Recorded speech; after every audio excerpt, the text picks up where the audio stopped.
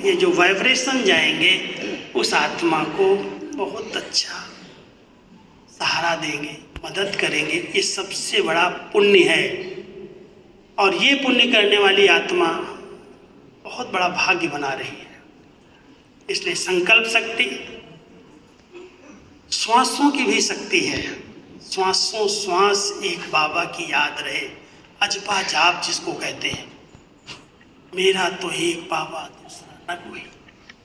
जैसे धड़कन में भी कहते हैं, धड़कन में भी राम राम राम, वो तो राम राम कह दिया, देहधारी की इस तरफ इशारा कर दिया, लेकिन राम कौन? शिव बाबा की तरफ हम सबका ध्यान जाता, परमात्मा की तरफ ध्यान जाता। श्वासों श्वास अजपा जाप, एक बाबा ही दिल में बसे, ये श्वासें हमारी सफल हो जाएं। बाबा कहता है जिसने इन श्वासों को सफल कर लिया उनकी श्वास कभी बीच में अटकेगी नहीं, कभी अकाले मृत्यु नहीं होगी।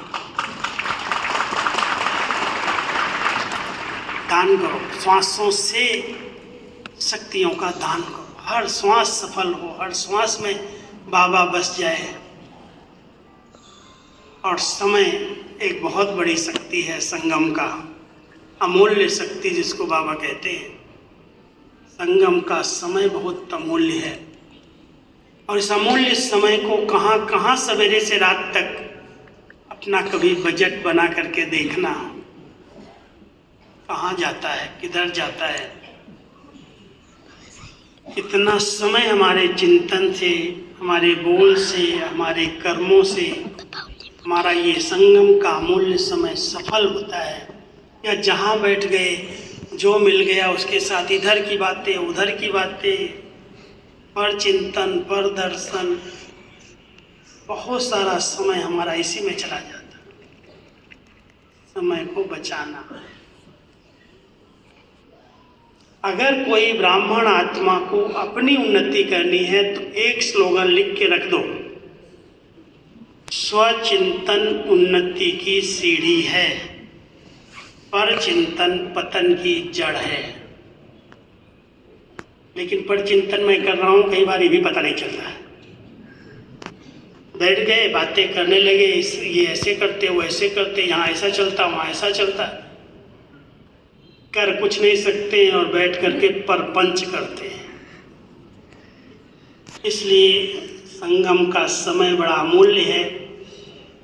मुझे तो एक बहुत संकल्प रहते हैं, ध्यान रहता है कि जितना हो सके जब भी समय मिले मुरली पढ़ो, क्लासेज पढ़ो। इतना अच्छा साहित्य है, मन बुद्धि को खूब बिजी करो, इसको फ्री नहीं छोड़ना। नहीं तो कहावत है ना, फ्री घर शैतान का डेरा।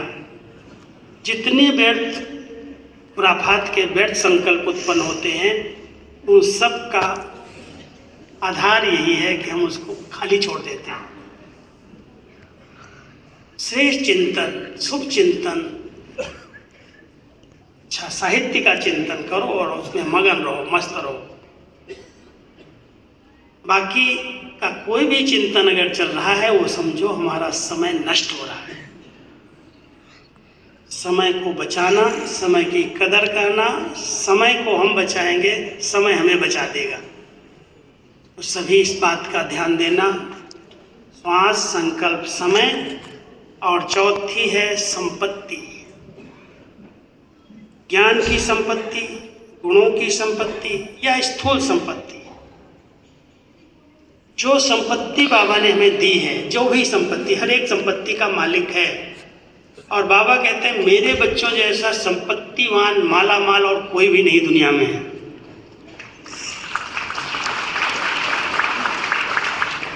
जब स्थूल संपत्ति नहीं थी यज्ञ में, जब माउंट आबू में आए हैं 1950-51 में, बिल्कुल खाली हो गया, कुछ भी नहीं यज्ञ में।